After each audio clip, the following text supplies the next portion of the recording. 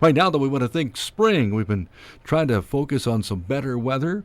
It'll knock on the door shortly. Rob Warholic is here to tell us about junior golf getting ready to roll in. That's hopefully just around the corner, Rob, huh? We're really looking forward to our fourth season here of the United States Golf Local League.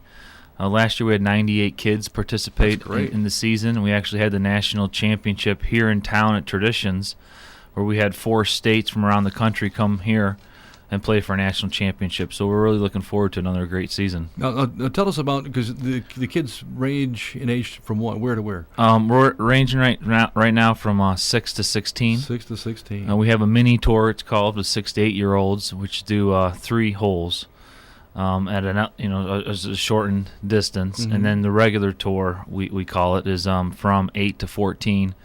It can go up to 16, but our national championship eligibility is 14. That's tremendous. Now, it's great to get the young kids involved in golf and to enjoy it. And I think you may well agree with this, that it's key to get instructed properly if you're going to advance A, and then B, just have fun with it. Oh, it really is. And I think with this organization and this program, it does both. Right now we have it set up where it's all local instructors that we're providing 10 lessons and 10 rounds of golf, and then each kid will get a shirt and a hat for $130. We're really striving on local sponsorships, which has been great over the years for us, and we're actively still participating and looking for local sponsors. But it really is a great chance for a junior golfer to grow the game nonetheless, but we also have a good 60-40 split in boys to girls. So we're getting a lot of female golfers coming out as well, which is nice.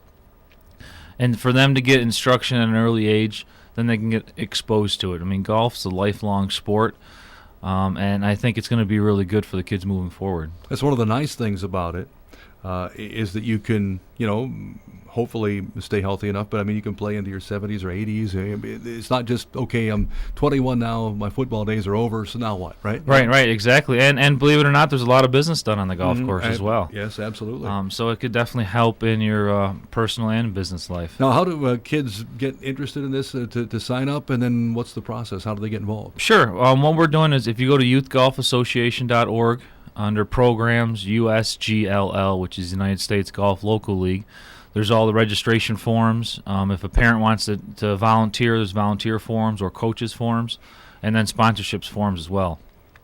Tonight and tomorrow night, up at Legends Year-Round Golf Facility on Demick Hill Road in John City, we're having evaluation nights and an active registration. So parents can bring their kids, come check out sort of golf, take some swings in the simulators. Legends is donating simulator time for us tonight and tomorrow night. To come up, check us out. They could register there as well. And then our registration deadline is March 29th with our first match and practice for the week of the April 19th. No, do you play in one course in particular, or do you play all around? Or what's the... With our group, we play over at River Run 2 Golf Links in Kirkwood. Mm-hmm. We really didn't want to bounce around from course to course to course just because we had so many kids. And the teams are set up in kids of 4. So we have different ages and groups. We have an A, B, C, and D level player on each team.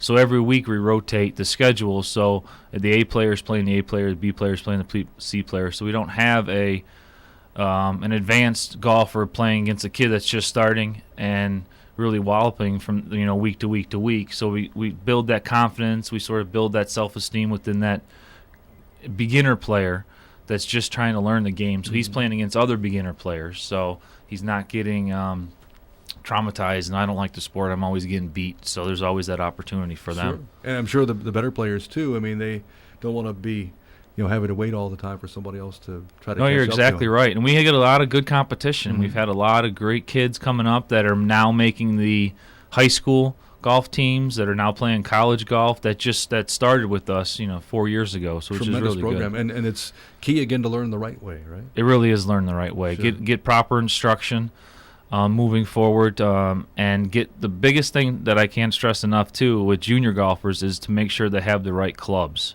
There's junior design clubs for them. Just taking adult clubs and cutting them down is not always the best way to go with the juniors, because they're heavier, they're longer, and then they could really develop bad habits and even get hurt. Sure. So, Rob, again, for people that want to make contact, what's the best way to do that? The best way to do is go on our website at youthgolfassociation.org. You can always contact me on my cell phone at 760-2350 and download the forms. All right, there you go. So we'll think spring and get rolling again here into the golf season. Sounds Great. good. Thanks, Roger, for having me. Thank you for stopping by. Yep, Appreciate take it. care. Rob Warholic joining us here on News Radio 1290 WNBF. News time's 8:31. Kathy's got a look at news in just a minute.